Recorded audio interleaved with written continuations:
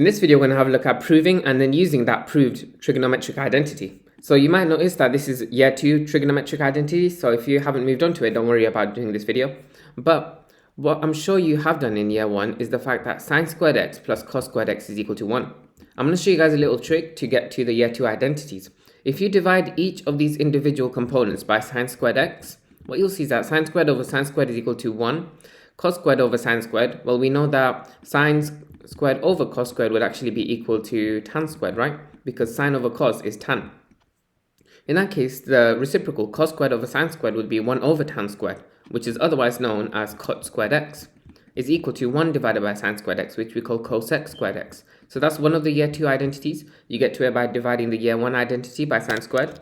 And if instead you divide every component of the year 1 identity by cos squared, so I'm just going to write out here divided by cos squared x, well, sine squared over cos squared is equal to tan squared x. On top of that, cos squared x over cos squared x is equal to 1. And then 1 divided by cos squared x is equal to sec squared x. Once we've got these two expressions, we can now use them in this scenario. So before we do use it, you might have noticed that this is in a format where you can factorize it. If you did, well done, because it's pretty hard to spot. But in general, we can say that when something on the left hand side is a to the 4 minus b to the 4, we can say that's essentially a squared plus b squared multiplied by a squared minus b squared. It's the difference of two squares because the middle terms will cancel out and b squared times minus b squared will get you to that minus b to the power of 4. Using that same idea here and replacing a with sec x and b with tan x, we can write this out as sec squared x plus tan squared x.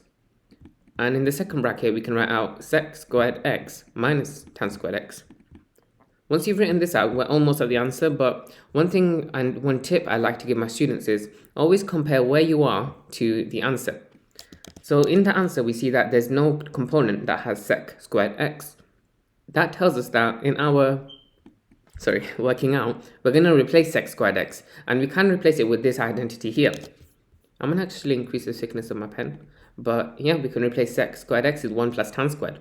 So we're going to have 1 plus tan squared x, but then plus another tan squared x, which I'll just simplify right now as 1 plus 2 tan squared x.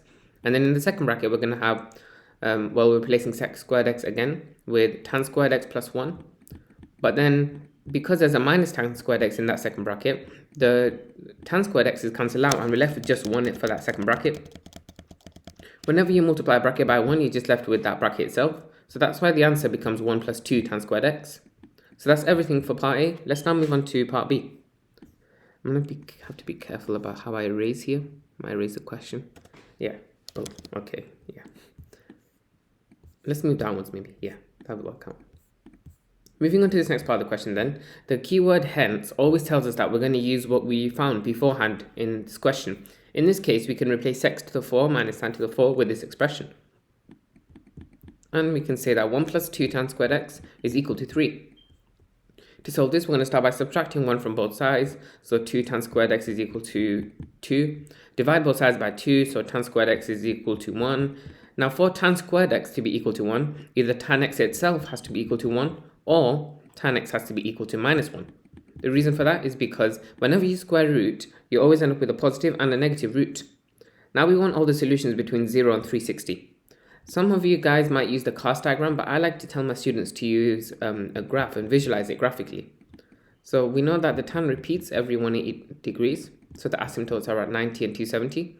And also because it crosses 0 at 9, the value is equal to 0 at 0 degrees. If we add 180 onto it, we get the other value of 0. So that tells you that the tan graph, it repeats every 180 degrees. Let's write that out. So repeats every 180 degrees. So once we have our solutions, we can keep adding or subtracting 180 to find all the solutions that fall within this domain. So let's do that. First of all, x would be the inverse tan of 1. So I'm just going to very quickly put that into my calculator.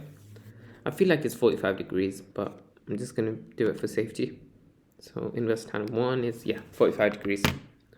Like I mentioned, tan values, actually, even if you visualize this graphically, if this is our 90, then 45 would be somewhere here, and it would hit again within our domain. To get that other value where it hits, you add 180 to this previous value. 45 plus 180 is 225. If you add 180 again, that will go outside the domain. So we just include these two as our answers for when tan of x is equal to 1.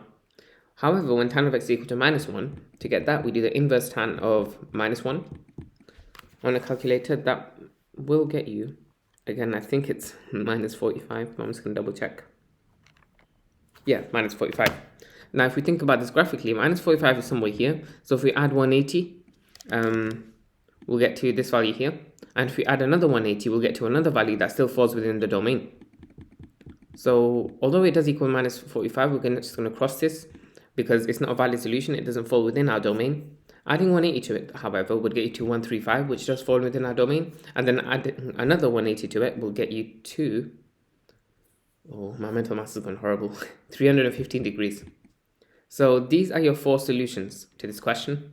Hopefully that all makes sense. If you guys enjoyed the video, please be sure to leave a like and subscribe. I'd appreciate it a lot.